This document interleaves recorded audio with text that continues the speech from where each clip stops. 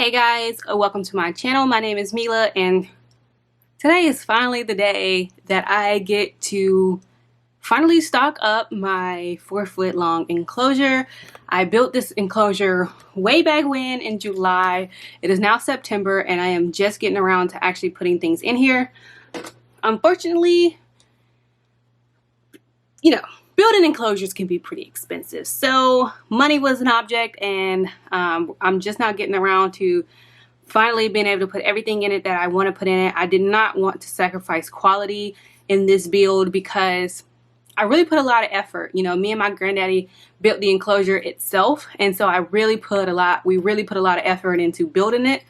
And I mean, this is the enclosure size that I've been waiting on for a long time. So I just wanted to do it the right way. And so I want this build to be better than my very first one was. Hopefully my plants do better. And all around, I just think that I've learned a lot in the time since I've done my first one. So I think this is going to be a good build and we're just going to go ahead and jump into it. First, I'm going to start you out with all the materials. I'm going to show you everything that I'm going to be using today, and then we'll get right into putting everything in the enclosure.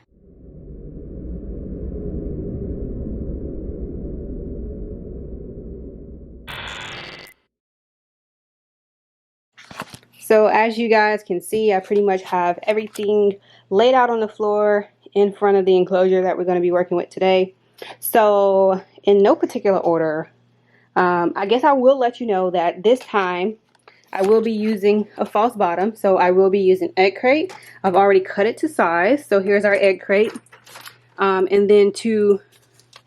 I'll show you the use for this later, but just know that I also have these pieces of egg crate that I've already hot glued together. And then we're going to be using weed block. And I actually love the way this feels. It kind of feels like a garbage bag. But anyway, we're going to be using weed block from Home Depot. And then for our substrate, if you've seen my first bioactive build, and you know I like ABG mix. But I actually did not go out and purchase any more ABG mix. So all I did was I hydrated some bricks of coco EcoEarth. I hydrated some bricks of EcoEarth. So this is going to be added to our substrate today. And for our main substrate, I'm going to be using the substrate that she was already on. So you saw me actually put this mix together in my very first bioactive video. But just know I'm going to be using substrate that she was already on. So it already is bioactive as well. So it's seeded with springtails and isopods, but we're probably going to be adding some more. So this has ABG mix, EcoEarth, sphagnum moss, and you can see some critters running around in there. So the activated charcoal, all of that, all the good stuff, tree fern, all the good stuff is in here. So I didn't feel it necessary to buy some more ABG mix. I'm just going to use what we already have. While we're on substrate, I'm going to be adding some more sphagnum moss. So I have this long fibrous sphagnum moss. I either got this from Lowe's or Home Depot. And then straight from the pet store, I got some ReptiBark. I'm going to be adding some of this. The reason why I'm adding this fir bark is because I heard it helps keep humidity up. And so not necessarily because my ball python needs humidity, being that she's from a drier climate, but mainly for my cleanup crew. So I'm going to be adding that for the first time. And then we might as well go ahead and go into the plants. So for the plant today, and I will have all of the names of my plants listed in the description box, but we're going to start out with some golden pathos. You already know, one of my favorite plants to put in my enclosure, so I bought some more of that. And we have this huge snake plant, and so all of these pieces of snake plant that you're seeing was in one potted plant, and I've kind of just broke them apart. And so I might not end up using everything you see here, but we do have it at our disposal.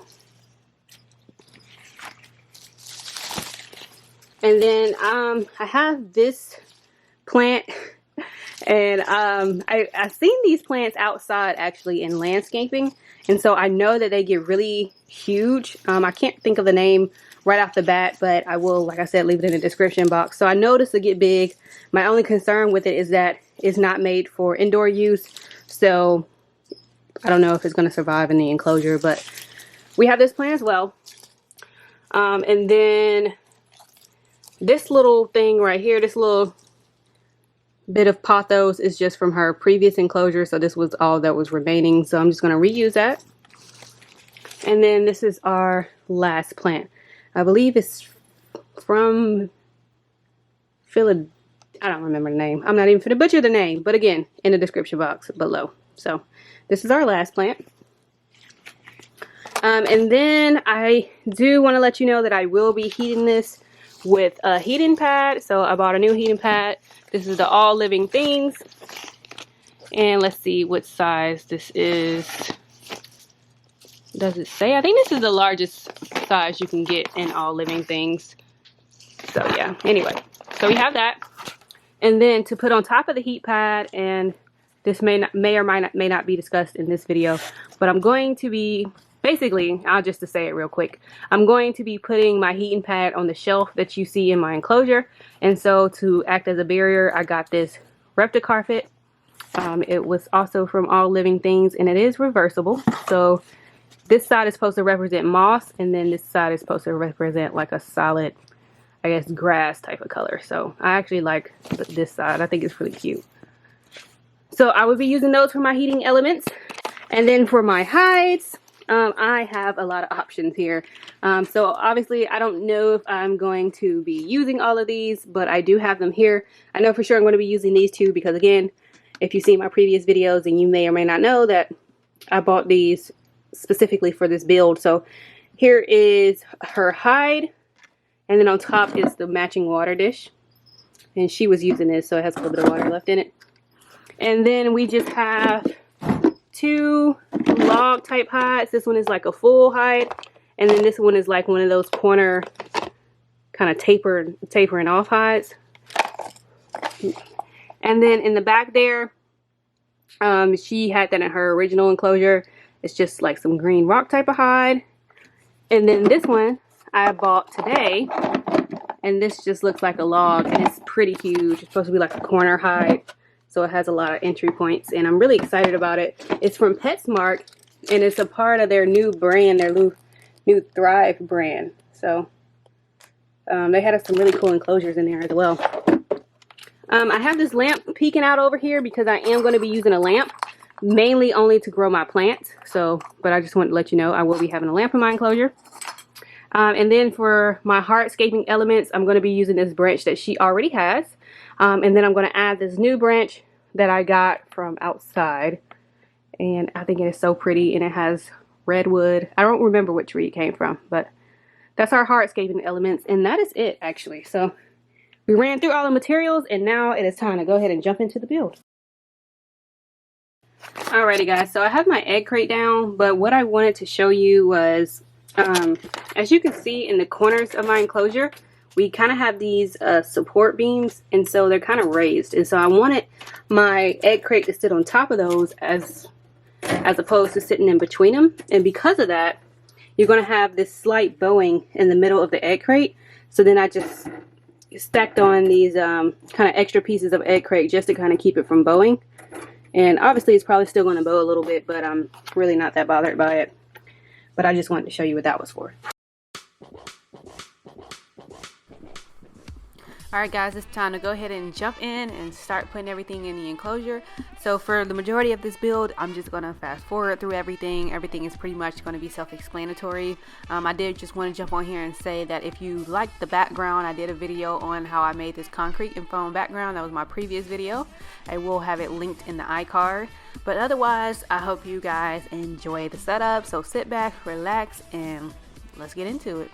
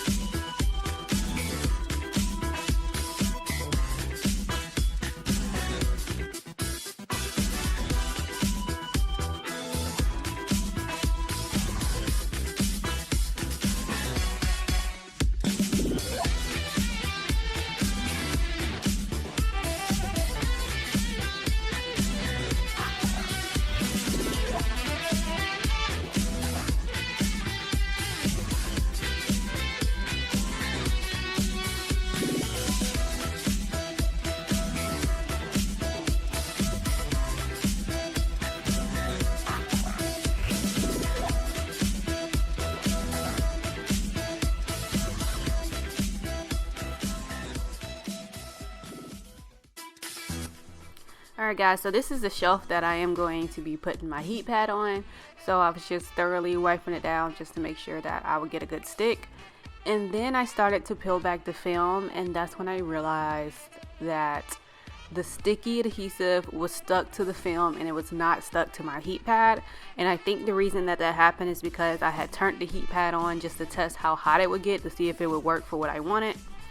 And yeah, all the stickiness came off. So it's just a heat pad without a sticky back, which is fine. I was able to make do. So I still put it on the shelf and I still covered it with my reptile carpet. But I just wanted to let you know that, yeah, the stickiness did not work out. So now I want to show you guys kind of what I did to kind of hide the cord to my heat pad. So I essentially snaked it behind my background and up and out through the top of the enclosure. And so I'm going to try to repeat that with my thermometer. And I like using the EcoEarth brand. You can get it from Home Depot. I just find it way more accurate than the ones you can get at a reptile store. So I like to use those instead. So I snake my probe through a little hole cut out that I have at the top. And then what I am trying to do is I am trying to kind of squeeze it behind the background. And so that it comes out just where I need it to, just on top of the heat pad. And you can kind of see me trying to do that. Okay, so low-key random, but tell me this shirt is not bomb AF. So it has like different patterns and I guess looks, like colorations and stuff of what snakes would look like. And so like the very first snake at the top was like a copperhead, and then right beneath that was a scarlet snake, and then it went into a ring neck snake. So it's just kind of cool. I really like the shirt.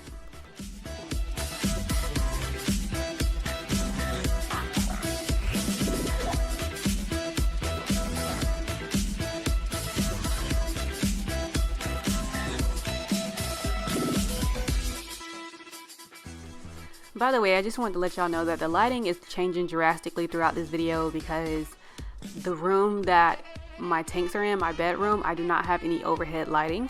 And so what was happening was I was getting off work, trying to film what I could, and then it would start getting dark in the room, which is why I have that light on in the enclosure most of the time that I'm setting up.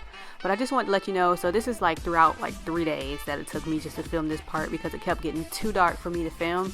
So I do apologize for the lighting.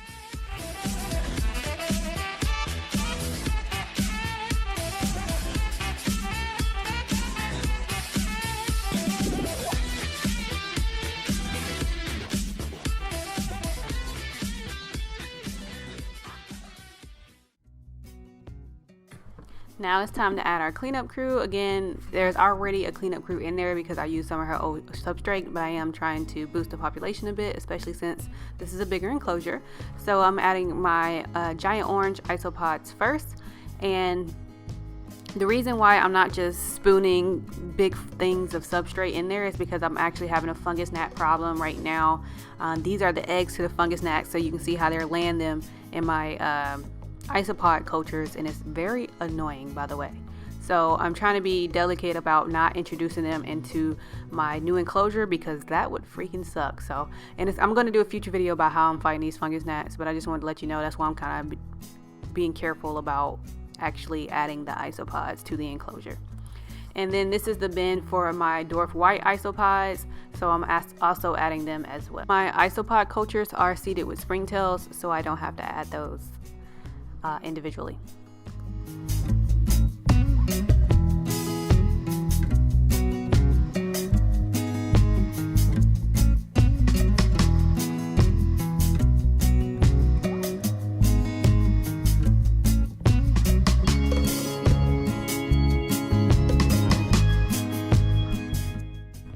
And now it's time to add our leaf litter. These are Southern Magnolia leaves. If you want to see the process for collecting leaf litter, I will link that video in the iCard as well.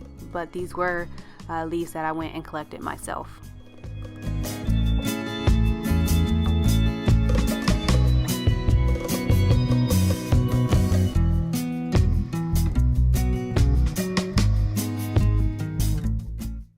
So when I was putting down the weed block, I wanted my weed block to kind of be as tall as my substrate so that my substrate wouldn't fall through it.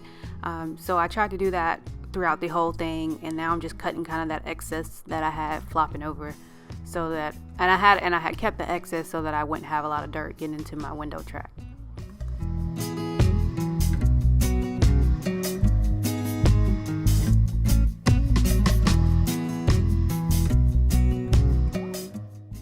And you can kind of see here, even though I'm trimming the weed block, I still kept it as tall as my substrate, again, because I kind of want to avoid all that substrate from falling kind of down to the bottom into my drainage layer. Alright guys, so this is the completed look. I'm just going to do a really quick pan just so you can see everything up close. So in this corner I have her big gray hide with the pathos plant and that leafy looking plant. In the middle she has her plastic half log. With that green Philodendron plant, I can't pronounce that. And then her snake plant. As it concerns the light, the lamp is only temporary. I want to get some really nice lighting in here, but the reason why I need lighting in here in the first place is because, like I said, my bedroom does not have any overhead lighting. It gets really dark in there, and so when I'm feeding her at night, when I'm doing maintenance, when I'm trying to get her out in her enclosure, I do need that illumination. The light bulb itself is just a LED bulb, just to give me, like I said, some light in there. And I won't actually keep it on continuously. I'm only going to turn it on when I need it, when I'm actually looking to get into the enclosure and things like that. So I don't think that I need one of those lamp guards right now, but of course if I do end up feeling like I need to, then I will purchase that. And I have noticed that the light does not really get hot to the touch, so safety wise I don't foresee any issues there.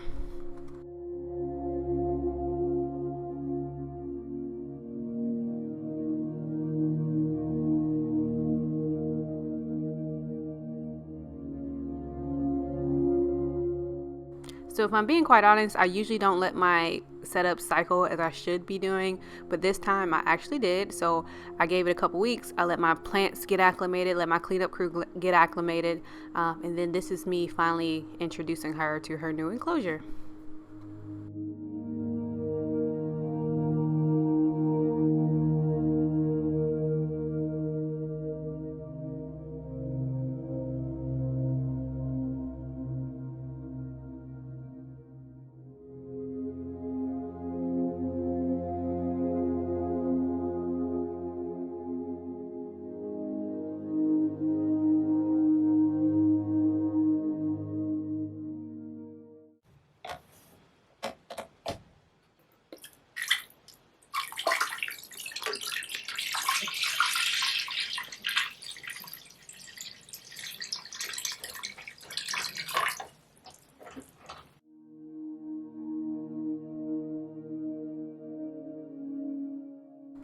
Alright guys, so that is it for me in this video. As always, don't forget to lock up, step back, and admire all of your hard work. I will see you guys in my next video. Thank you for watching.